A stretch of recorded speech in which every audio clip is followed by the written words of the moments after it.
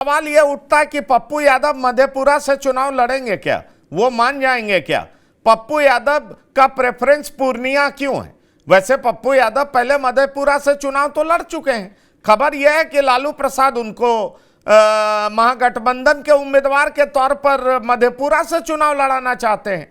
दरअसल कहा यह जा रहा है कि लालू प्रसाद के भीतर नाराजगी इस बात को लेकर के है कि जब ये जैप को कांग्रेस में विलय कराने से पहले मिले थे तो लालू प्रसाद से इन्होंने ये नहीं कहा था कि हम पूर्णिया लड़ना चाहते हैं। लालू प्रसाद ने इनसे कहा था कि आप आइए हमारे साथ, आपको हम मधेपुरा लड़ाएंगे। लेकिन कल ये कांग्रेस में विलय कर गए और इनको लगा कि कांग्रेस का शीर्ष नेतृत्व इनको पूर्णिया से लड़ा देगा और ये लड़ जाएंगे। पर लालू प्रसाद हैं वो मानने को तैयार नहीं है, तेजस्वी यादव मानने को तैयार नहीं है। अब कहा जाए तो कांग्रेस के दो दिग्गज नेता, अभी और लोगों की बात मैं बाद में करूंगा, तारिक अनवर और पूर्णिया से पप्पू यादव, दोनों की सीटें फंसी हुई हैं। इसकी बड़ी वजह यह है कि अभी हाल फिलहाल में बीमा भारती जेडीयू छोड़ करके आरजेडी में आई है, तो बीमा भारती को चुनाव लड़ाना है। और दूसरी बड़ी बात यह है कि फाइनेंसर अशफाक करीम, जो कि आरजेडी के बैकबोन की तरह खड़े रहे हैं, अभी राज्यसभा के सदस्य भी थे, उनको भी कटिहार से लड़ाना चाहती है। उनका मेडिकल कॉलेज भी है, ये सबको पता है। ऐसे में आपको ये संभावना दिखाई पड़ रही है कि आरजेडी अपना पैर वापस खींच लेगी और कांग्रेस के दबाव में इन बातों को मान लेगी, क्योंकि कांग्रेस कल से एग्रेसिव दिखाई पड़ रही है। पिछले लोकसभा चुनाव 2019 में कांग्रेस को कुछ 15 सीट पे लड़वाया था। रिजल्ट कैसा था आप देख चुके हैं।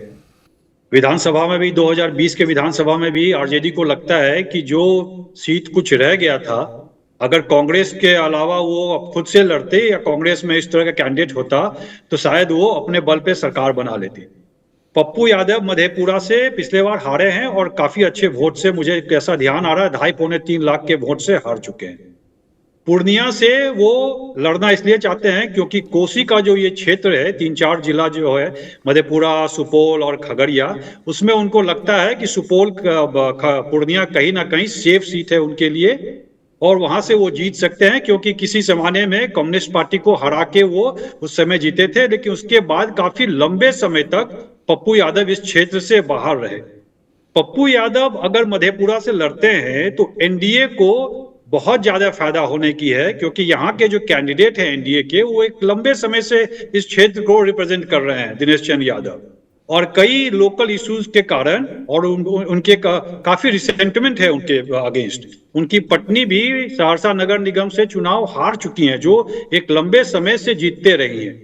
अगर पप्पू यादव का यहाँ पे आना होता है तो आप ये जान लीजिए कि जो एनडीए का वोट में जो टूट फूट नजर आ रहा है या जो उनके अगेंस्ट रिसेंटमेंट है, वो एकदम एनडीए के तरफ कंसोलिडेट हो जाएगा। वो पप्पू यादव को किसी भी हालत में नहीं जाएगा। तो पप्पू यादव के पास जो आरजेडी का वोट है वही रहेगा और कांग्रेस का कोई बहुत ज्यादा अपना वोट नहीं है।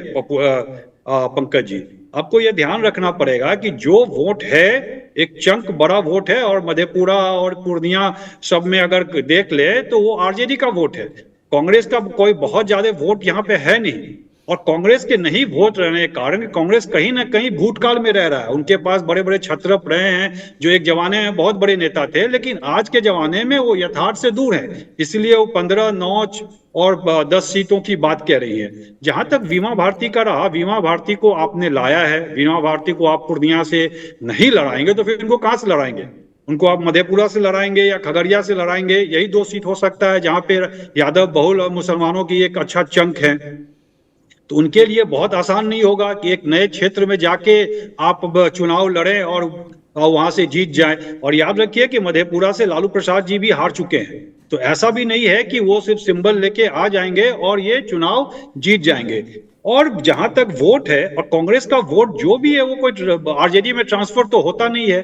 तो इन सब कारण से अब जैसे औरंगाबाद में उन्होंने टिकट दे चुका है और वो टिकट दे चुके हैं, तो क्या वो वापस ले लेंगे? ऐसा नहीं है। खगड़िया में भी सीपीआई ने अपना कैंडिडेट अनाउंस कर दिया है। तो ये बहुत आसान नहीं होगा और कांग्रेस को कहीं ना कहीं ये जो धरातल का सच्चाई है इसके साथ रिकॉन्साइल करना पड़ेगा। अगर नहीं करेंगे तो फिर 1-2 सीट भी उनके लिए अपने बल पर जीतना बहुत मुश्किल होगा।